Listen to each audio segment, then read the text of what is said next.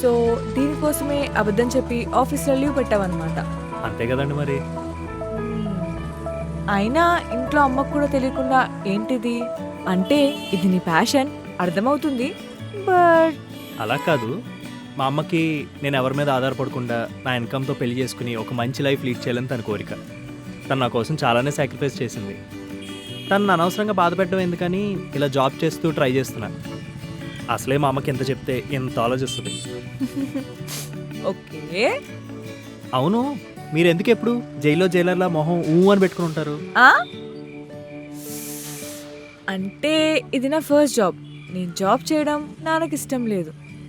So కొంచెం tension, కొంచెం భయం, అలా సైలెంట్గా కూర్చునేదాన్ని.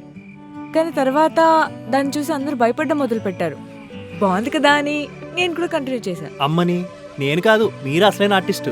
అవును, నిజంగానే రియల్ లైఫ్లో అమ్మాయిలు ఇలా పాల గ్లాస్తో ముంచేస్తున్నారా? ఇదేం చూశారు, పెద్ద పెద్ద డ్రమ్ములు, కుక్కర్లు, మాజా బాటిల్, ఇంకా చాలా ఉన్నాయి.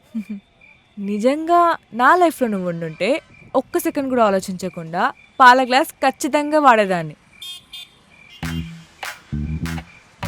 ఏమన్నారు? అమ్మా నీ పూజలు ఫలించాయి.